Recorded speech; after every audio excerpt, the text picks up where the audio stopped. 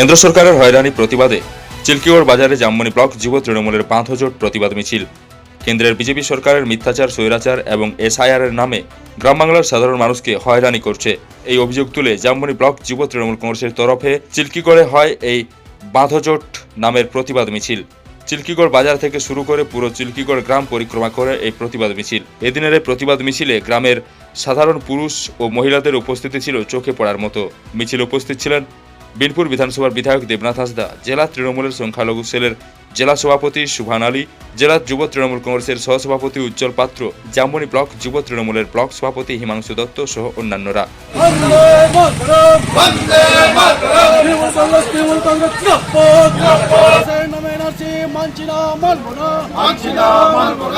সাধারণ মানুষকে গণতান্ত্রিক অধিকার থেকে বঞ্চিত করছে কেন বিজেপি সরকার? জবাব দাও।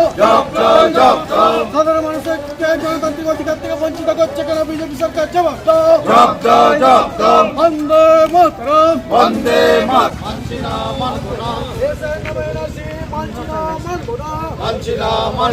বন্দে মাতরম। বিজেপি সরকার জবাব দাও। মানুষের গণতান্ত্রিক অধিকার থেকে বঞ্চিত করছে কেন বিজেপি সরকার? জবাব দাও। মানুষের গণতান্ত্রিক অধিকার থেকে বিজেপি সরকার অধিকার থেকে বঞ্চিত করছে কেন বিজেপি সরকার? জবাব দাও। মানুষের গণতান্ত্রিক অধিকার থেকে জনগণকে বঞ্চিত করছে কেন বিজেপি সরকার? জবাব দাও। স্বৈরাচারী বিজেপি সরকার দূর হটো, স্বৈরাচারী বিজেপি সরকার দূর হটো। বন্দে মাতরম, বন্দে মাতরম, বন্দে মাতরম, বন্দে মাতরম, বন্দে মাতরম। তৃণমূল কংগ্রেস জিন্দাবাদ, জিন্দাবাদ, জিন্দাবাদ। বাংলার অভিকন্যা মমতা বন্দ্যোপাধ্যায় জিন্দাবাদ।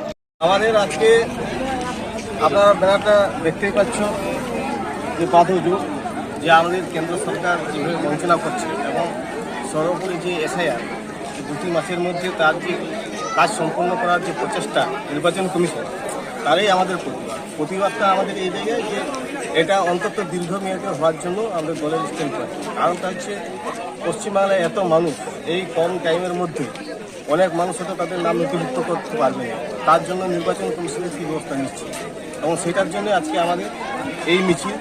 সেটার আকারে সমস্ত মানুষকে আমরা ঐক্যবদ্ধ করতে চাইছি, কারণ নির্বাচন কমিশন যেভাবে বিজেপি দালাল করছে সেইখানে সমস্ত মানুষকে ঐক্যবদ্ধ হওয়াটা উচিত আছে। কারণ আমরা চাই এসআইআরে কোনো মানুষ যেন বাদ না পড়ে, কিন্তু যেভাবে তড়িঘড়ি হচ্ছে সেই জায়গা থেকে আমরা আশঙ্কা করছি নির্বাচন কমিশন অনেক মানুষ যারা বাদ গেলে তাদের ব্যবস্থা কী নেবে তার কোনো এখনও পর্যন্ত আমাদের রিপোর্ট পাইনি। তাই স্বাভাবিক কারণে সেটার প্রতিবাদে আজকে আমাদের মিছিল এটা চলতে থাকবে। আরও কয়েকটা অঞ্চল আমাদের বাকি আছে, সেগুলো চলবে।